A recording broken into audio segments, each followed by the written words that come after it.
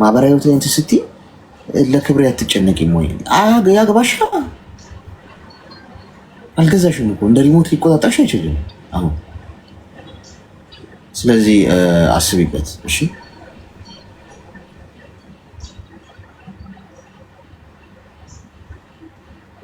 ማዳም አለሽ? ሄሎ እሰማለሁ ወገን። እኔ እሰማችኋለሁ ወይስ ተቋርጫለሁ? ሆኔ ወጋ ነው መርፌ ከስሩ እንዳይሆን አለው። ሄሎ እኔ እኮ እዚህ ከሆነ ሚዩት ካረግን በኋላ እኮ በውስጥ መስመር እኮ እያወራችሁ ሊሆን ይችላል እኮ ከነሱ። አሁን እሷ ሄዳ ሊሆን ይችላል ደውሎላት፣ እዚህ እኮ አንዴ እየተመከርኩ ነው፣ ቆይ ልጨርስ አንዴና እነግርሃለሁ ጉዱን ምናምን እያለችው ሊሆን ይችላል። አስቸጋሪ ነው። እሰማችኋለሁ እኔ። ሄሎ አይ የለችም፣ የለችም። እሺ ሰምታናለች ብለን እናስብና ሌላ ሰው እናስገባ። ቆይ አንዴ አምልጣናለች። ወደ ኮማ ክፍል አስገቡልኝ። ኮማ ክፍል አስገቧታ።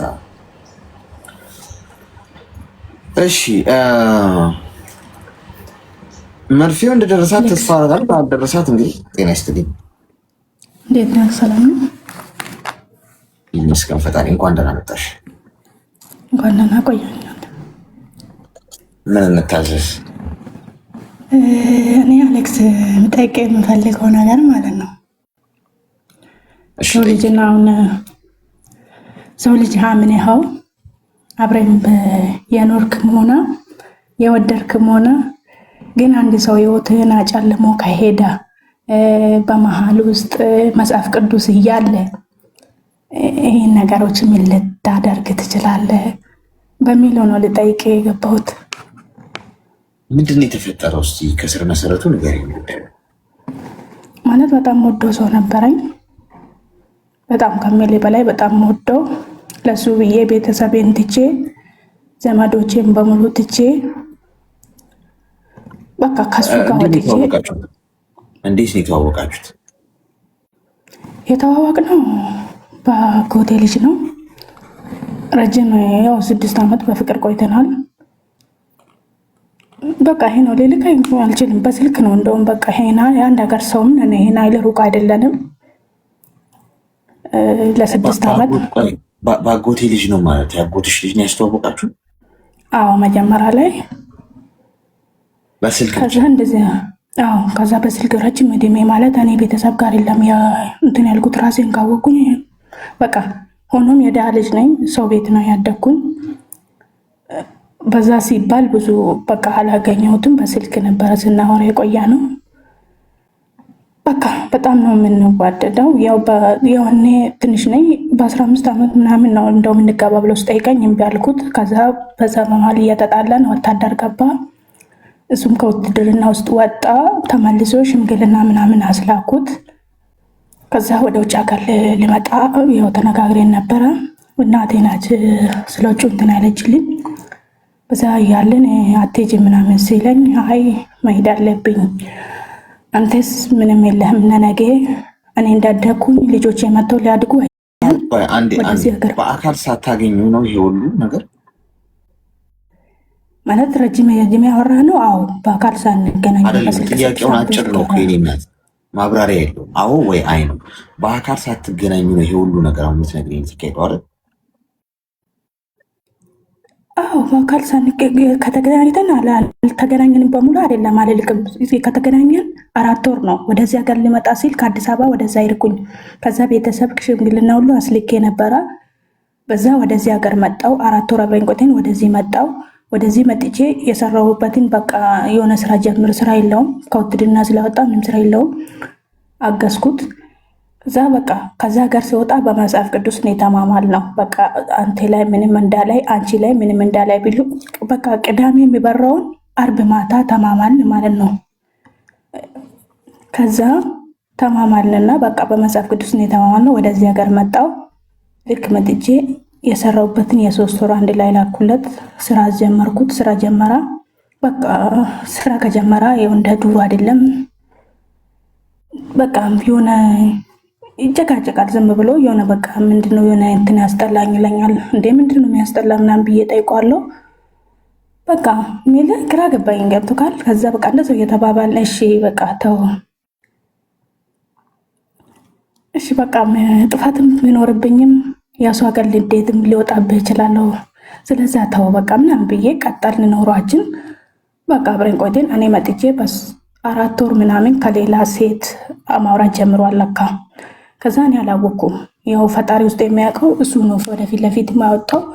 ከዛ ልክ እኔ መጥቼ 4 ወር ሲቆየ በቃ ወደ 5 ወር 4 ወር ስገባ ጭቅጭቅ በቃ የሆነ ማለት አስጠላኝ ምናምን። ስልኩ ቢዚ ይሆናል ምንድነው ምናምን ብዬ ጠየቁት።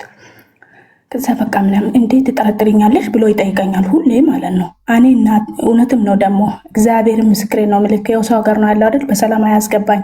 እናቴ እንኳን ብትለኝ አላምናትም። እናቴ የወለደችኝ እናቴ ማለት በጣም ስለምወደው በጣም ስለማምነው አልለውም። ከዛ እንዴ እናቴ እንኳን እንደዚህ ብትለኝ እኔ በዚህ ሁኔታ አልስቅም። ለምንድነው ግን እንደዚህ ልትል የምችለው? ሁልጊዜ ሲጠይቅ እንደዚህ ለማውራት ትቸኩላለህ፣ ምንድነው ችግር አለ ምናምን ብዬ ጠየቅኩት። እዛ በቃ ምንም አያስረዳኝ። ኧረ አንቺ ላይ ምናምን ይለኛል ብታየው። እሺ በቃ አመንኩት። የሆነ እጅል ነኝ ታውቃለህ። የትምህርት እውቀትም ብዙም የለኝም እኔ በፈጣሪ ዘንድ ነው ሁሉም ነገር ያለሁት። እግዚአብሔር የተመሰገነ ይሁን። ገና ልጅ ነኝ ለራሴ። ሴም ግን በፍቅር ዙሪያ በጣም ተጎዳው ሰው ነኝ። በጣም ነበረ የምወደው። እንደዛም እያለ ለልጆች ነገርኳቸው፣ ለማምናቸው ልጆች ይሄ ልጅ ትጨቀጭቀኛለሽ ይለኛል። ምን ተፈጥሮ ነው ምን እንዳለ ግራ ገብቶኛል ምናምን ብዬ ባወራቸው እስቲ ዝም በይና አንዴ ቆይ ልጁ መጣ።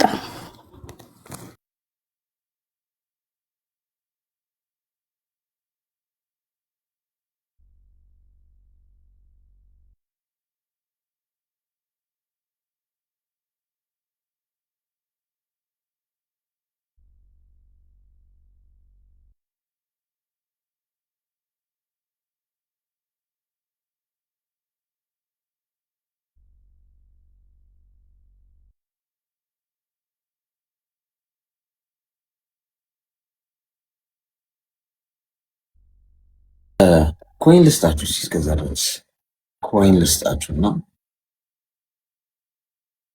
ሜምበራችሁን አድሱ። እሺ ሜምበራችሁ የጠቆረባችሁ ሰዎች ይቅርታ አሌክስ፣ ልጆች መጥቶብኝ ነው። ይቅርታ አንድ ጊዜ አንድ እሺ፣ ይታያችኋል። እዚህ ጋር ሳጥን አስቀምጬላችኋለሁ። ከዚህ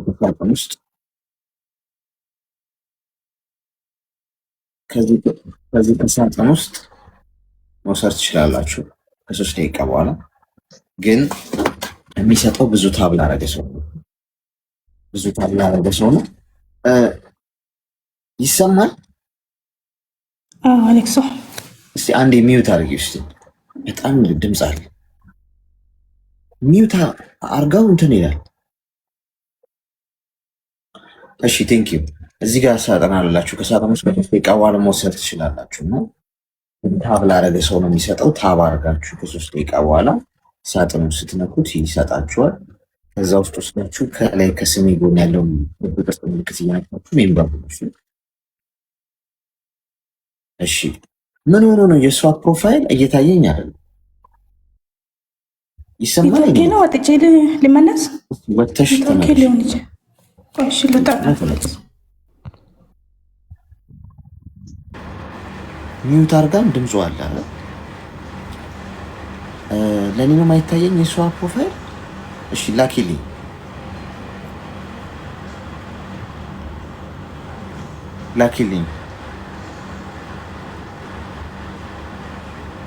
ኦኬ። በዚህ ሰዓት ኔትወርኩ ወሰድ መለስ ያደርገዋል። ሙቀቱ መሰለኝ። ቻል አድርጉት። እሺ ይሰማል?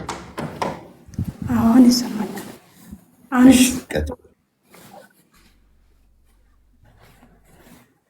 አሁን ይሰማካል አለ።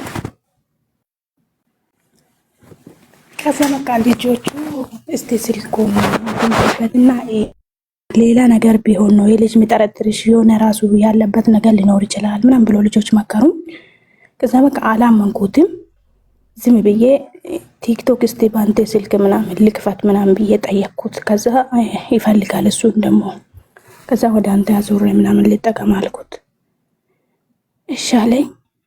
ወደ እንትን አልኩት። ኢሞን ጠለፍኩት። ኢሞን ስጠልፍ ይኸው ፈጣሪ ምስክሬን ነው ምልክልክ ኢሞን እንደገባው ከልጅቷ ጋር ቦይስ በጽሁፍ ምናምን ያወሩ ፊት ለፊት ነው ያመጣ። አሁን ለምሳሌ አንድ ሰው ጋር ሊደውል ውስጥ ገብተህ ነው አይደል ያ ሰው ላይ ለመደወል የምታየው ፊት ለፊት ላይ ነው ያመጣልኝ ጽሁፉንም በቃ የወንደላጤ ነገር ታውቂያለሽ ምናምን ይኸው ሽሮ እየሰራው ምናምን ይላታል። በቃ ያለው ነገር አልነግርክም።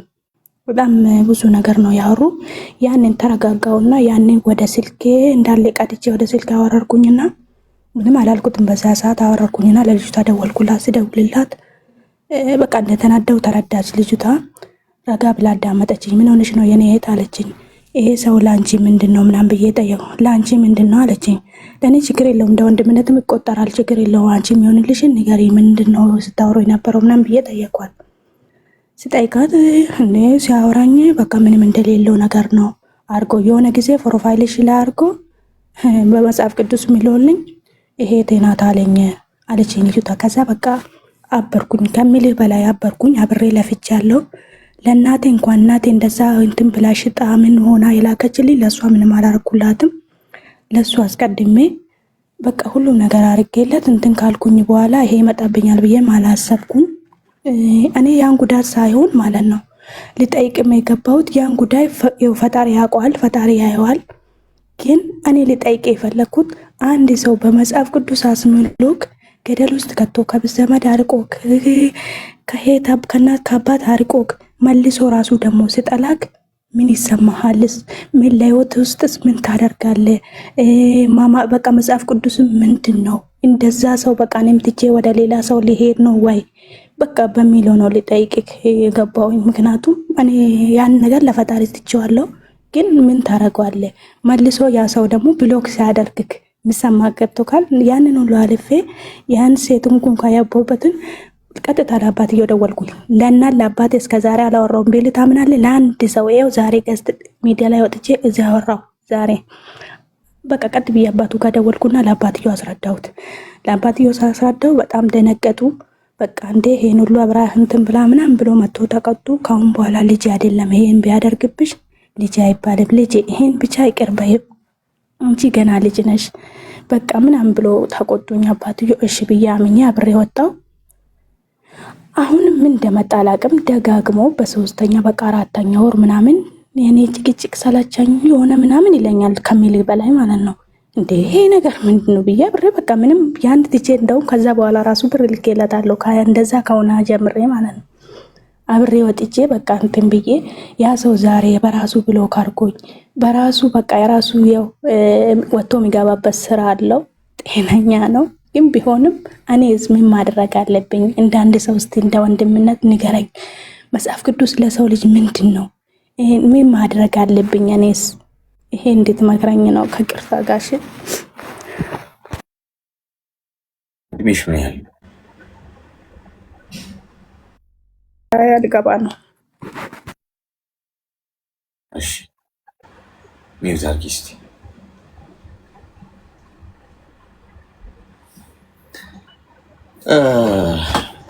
በመሰረቱ ወታደር ነው ብለሽኛል አይደል? እንደዚህ አይነት ወታደር የለም ዓለም ላይ። እሺ ወታደር ማለት ታማኝነት ነው በመሰረቱ።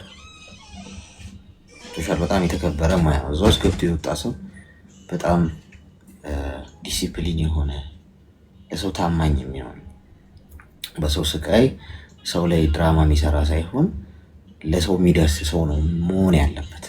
ሙያው ስነ ስርዓቱን የሚያስተምረው ማለት ነው። አንድ ሰው ብቁ ወታደር ነው ሲባል ያ ስነ ልቦና መኖር አለበት። አለበለዚያ ግን የወታደር ልብስ ስለለበሰ ወይ ወታደር ነበር ነው ስለተባለ ነው ማለት አለ ሰው ልቡ ከሌለው ማለት ነው። ውትድርና ማለት ይሄ እዛ ውትድርና ሙያ ውስጥ ያለ ሰው ብቻ ሳይሆን ከዛ ውጪ የተለያየ ሙያ ውስጥ ያለ ሰው የውትድርና ልብ ካለው በቃ ስነ ስርዓት ያለው ዲሲፕሊን ያለው የሰው ህይወት ላይ የሚጫወት አይደለም። ገብቶሻል? ሰው በመሰረቱ ልብ የለውም፣ የወታደር ስነ ልቦናም የለውም። ጥቅመኛ ሰው ነው። ገብቶሻል? እንዲህ አይነቱ ሰው ወታደር የትኛውም ዓለም ላይ ያለ ወታደር ሀገሩ ነው የሚጠብቀው አለ። አካሄዱ እንደዛ ነው። ይህ ሰው ሀገሩን አሳልፎ የሚሸጥ አይነት ስብዕና ያለው ሰው አገባታለሁ ብሎ ያሰባትን ሴት ሞራል፣ ስነ ልቦናና ወንድ ልጅ ራሱ በራሱ መነሳት አለበት። በራሱ አሳውን አለ መስጠት ያለብሽ፣ ማጥመጃውን ነው እንጂ የምትሰጪው። ስለዚህ አንቺ ገንዘብሽን የ3 ወር 4 ወር እያለሽ ስራ ጀምር፣ እንደዚህ እንዲሁን መቼ አግብተሽው መቼ ባልሽ ሆኖ በመሰረቱ ያገኝሽውም 4 ወር ነው። በቅጡ አላውቀውም ብለሽኝ ምንድነው የሚያስነኳችሁ እንደዚህ አይነቶቹ ሰዎች? እናንተ የለፋችሁበት ነገር አንስቶ እስከ አንዴ ላቋርጥና ላስረዳ። እዚህ ጋር ሚዩት አድርጊ። ምንም እኮ ፋይዳ የለውም እኮ አሁን ማብራራቷንቸውን አብራራሽልን። ኦኬ እንዲህ ስለሆነ ነው እንዲያረኩት በዚህ ምክንያት ነው። ዋናው ነጥብ በቅጡ 4 ወር እንኳን የማታውቂውን ሰው በአጎትሽ ልጅ ምክንያት ያወቅሽውን ሰው ገንዘብ ልከሽ ስራ አስጀመርሽ። ከሌላ ሴት ጋር እንደሚያወራ ደረስኩበት። የሚጠበቅ ነገር ነው እኮ የሚጠበቅ ነገር። አሁን አንቺ ጉዳዩን ስለማብራራት ወይም እዛ ጉዳይ ላይ ነው እየተሽከረከርሻል። ከዚህ ነገር ውስጥ ብትወጪስ? አሁን ለእኛ ብታብራሪልን ለሌላ ሰው ብታብራሪልን እኮ ምንም ፋይዳ የለውም። ኦልሬዲ ተሸውደሻል። ውጤቱ ተመሳሳይ ነው። በቃ ተሸውደሻል። የማይረባ ሰው ላይ ነው፣ የማይሆን ሰው ላይ ነው። ተጭበርብረሻል፣ ተዋሽተሻል፣ ተክደሻል። እንዲህ ስለሆነ ነው እንዲያረኩት ብለሽ ላረግሽው ነገር ዲፊኒሽን ብታዘጋጅ፣ የሆነ ምክንያት ብታዘጋጅ፣ ምክንያትሽን እኮ ነው አቅፈሽ የምትቀመጭው። ዋናው ከቦታው መራቅ ነው ያለብሽ። ቦታው ትክክል አለ ያለሽበት ቦታ። ለቤተሰብሽም ክብር ሊኖርሽ ይገባል።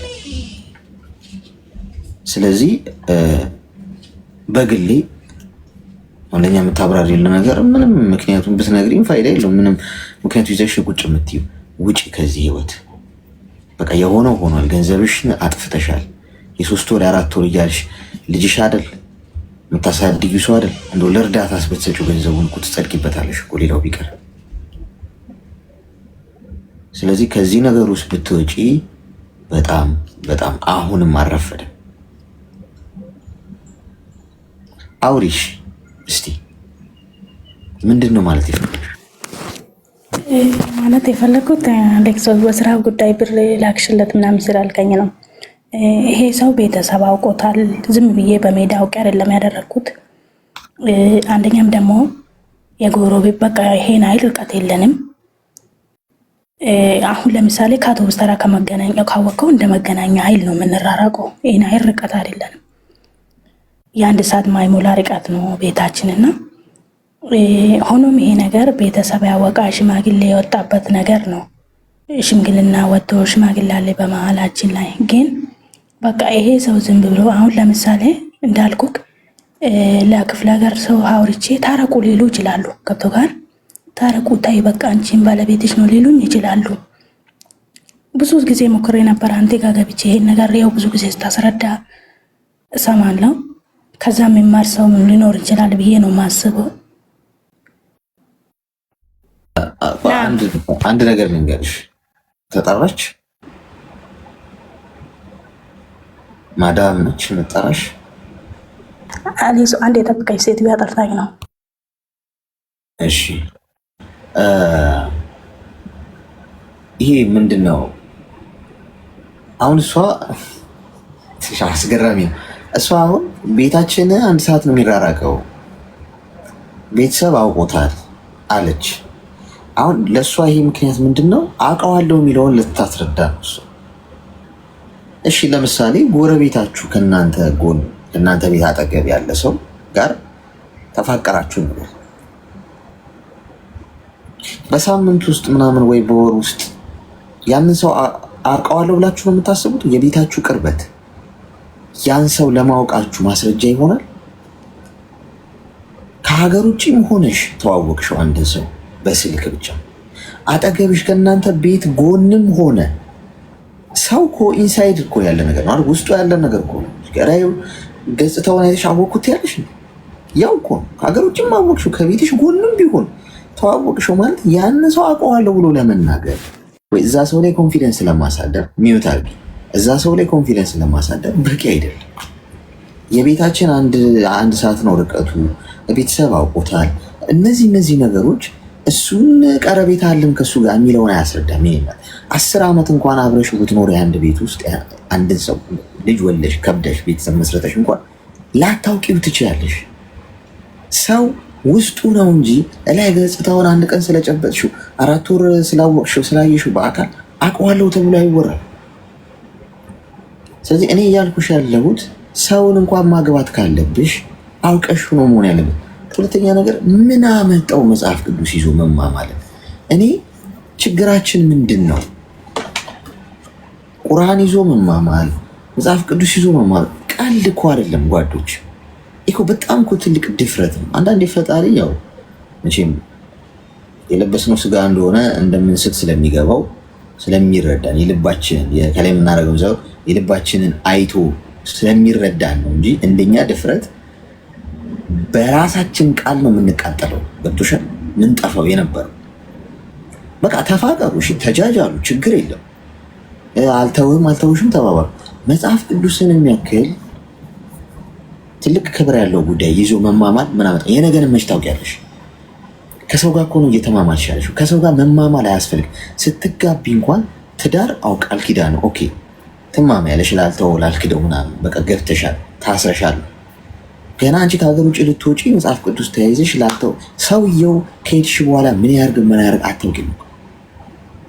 ይሄ እንደዚህ አይነት ድፍረት አትደፋፈሩ። እሺ በአሁኑ ምንም እሺ ነው አስፈላጊ ነው እንኳን ከተባለ ግን እንደዚህ አይነት ደግሞ በጣም ፈጣሪ ጋር የተዳፈረ ነገር አታርጉ። የነገዋን ፀሐይ ምን ይዛ እንደምትመጣ ሰው ይቀየራል። እኔ አልቀየርም እንኳን እንዳትሉ ራሳችሁ እንኳን እንዳታምኑት። ነገ ምን እንደሚቀይራችሁ አታውቁም። ገብቷችኋል? ስለዚህ አንደኛ ይህንን የምነግርሽ እንግዲህ መጽሐፍ ቅዱስ ይዛችሁ ተማምናችኋል። ስለዚህ ንስሐ ግቢ፣ ጸሎት አድርጊ፣ ይቅርታ ጠይቂ። ግን በየወንዙ እየሄድን የምንማማለውን ነገር ሁሉ ፈጣሪ አይቆጥርብንም። እንደዛማ ቢሆን ብዙ ችግር ነው የሚፈጠረው። ስለዚህ ለቀቅ አድርገሽ ከዚህ ነገር ውስጥ ብትወጪ በጣም ጥሩ። ተግባባል?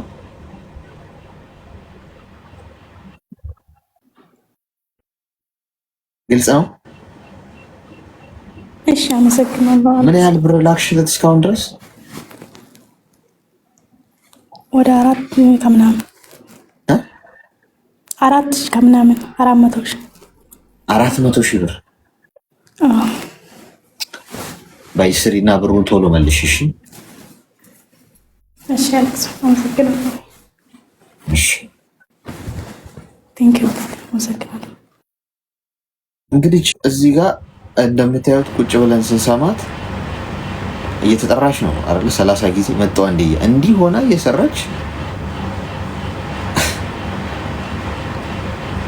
አንዳንዴ ዜሮዎች ሲበዙ ቁጥር ይቀልብናል።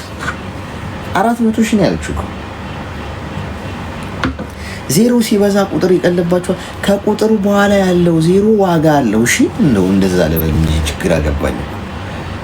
አዎ ዜሮቹ ከቁጥር በፊት ከሆኑ ችግር የለም፣ ፋይዳ የለውም እሱ። እሺ ላኩለት።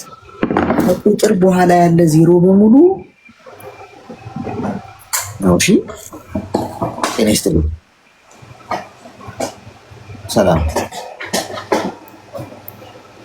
እውነቴን እኮ ነው። ዚስተርና ትንጂ በቃ ቾክና ዋይት ቦርድ ወይ ብላክ ቦርድ ነው ይዤ መጥቼ ማስረዳት አለብን። ከቁጥር በኋላ ያለ ዜሮ ሁሉ ዋጋ አለው።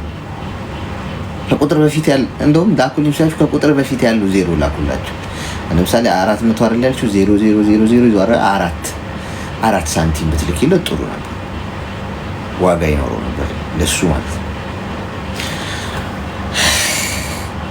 አንድ ሰው ወታደር ነኝ የሚል ሰው ከአንዲት ሴት አላግባብ 400 ሺህ ብር ገንጥሎ ሲወስድ ምን ትላላችሁ? አሁን ይሄ እንዴት ይዳኛል? ከባድ እኮ ነው። እንዴት ነው ወንድነት እንዴት ነው የሚዳኘው በዚህ መንገድ?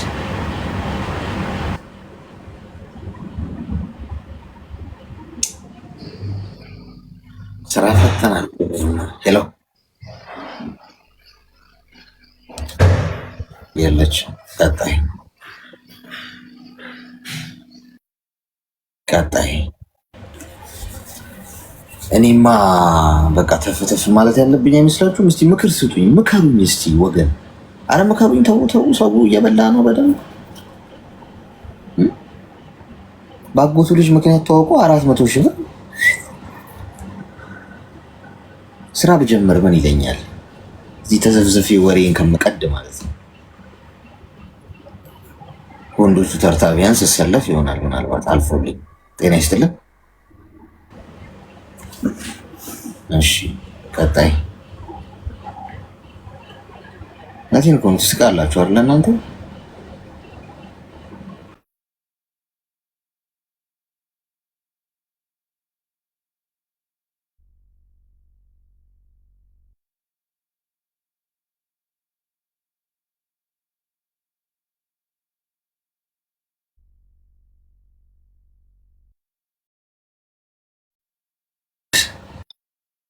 አሳሳቢ ነው። አሳሳቢ ደረጃ ደርሷል። ኔትወርክ እየሳበኝ ነው፣ እየጎተተኝ ነው። ሰላም እንኳን ደህና መጣሽ። አመሰግናለሁ። እንኳን ደህና ቆያችሁ። ምን እንታዘዝ? ምክርን ፈልጌ ነበረ። እሺ ንገሪኝ። እኔ ያለው ሳውዲ አረቢያ ነው። የገበሬ ልጅ ነኝ። ብቻ ከዛ ወደዚህ ሀገር ከመጣሁ ገና 3 ዓመቴ ነው። በዛ ዓመት ውስጥ ቤተሰቦቼ ምናምን ቤት ሰራሁላቸው፣ በቀዳና ህይወት እንድኖሩ ምናምን አመቻቸውኝ። ከዛ በኋላ የሆነ እነሱም ከመቻቸው በኋላ ግን በፊት የሆነ ህይወት ነበረኝ ስላችሁ፣ ይሄ ፍቅረኛ ነበረኝ ከ7 ዓመት በፊት የማውቀው ሰው ማለት ነው። ከሱ ጋርም የሆነ በቃ ነገሮችን ያስተካክልን ወደ ቁም ነገር እናናርግና እንትን አረጋን። ምንድነው ይሄ ተጋባን ማለት ነው። እኔ እዚህ ያለው እሱ እዛ ያለ ኢትዮጵያ ነው ያለው እሱ። ከዛ በኋላ የሆነ በቃ ይሄን የሆነ እኔ እዚህ ያለው እሱ እዛ ያለ ሽምግልና ተልኮ ምናምን ቤተሰብ ተዋወቀ ማለት ነው።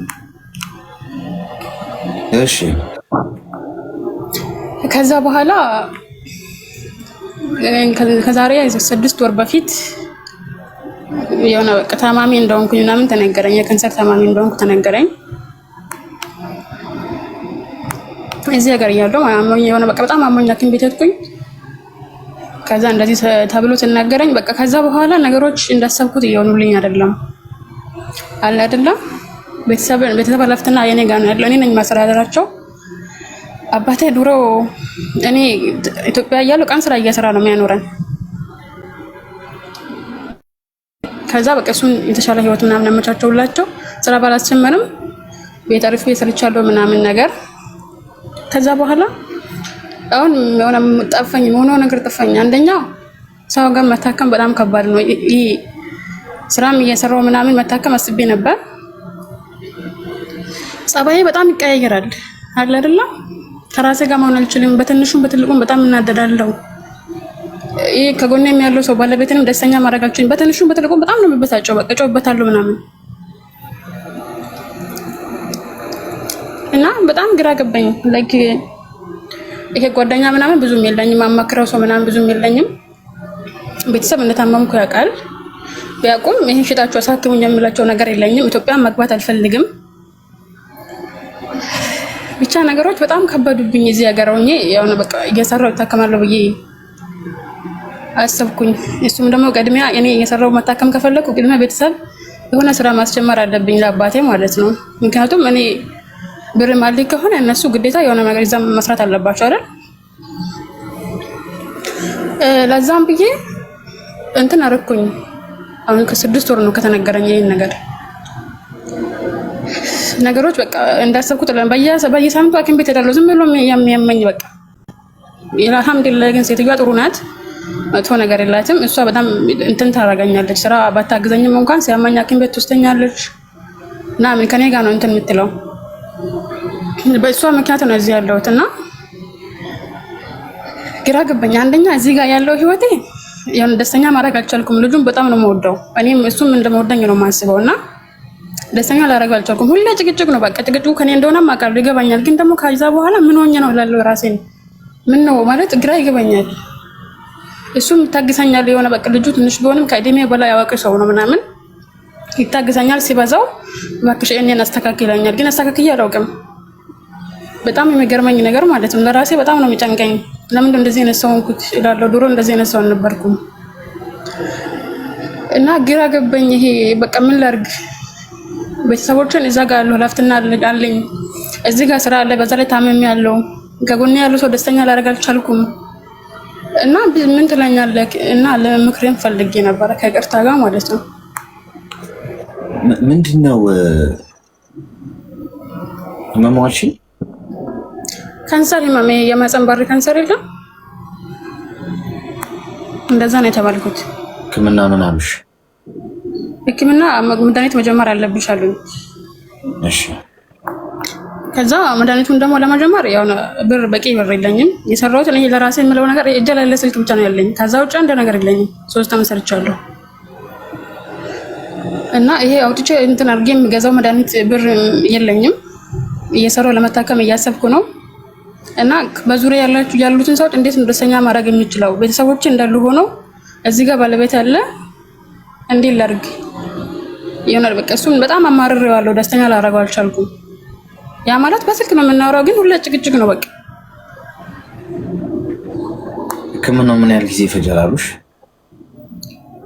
ያው እንደምታውቀው ይሄን ያህል ይፈጃል፣ በዚህ ጊዜ ያህል ትድኛለሽ አላሉኝም።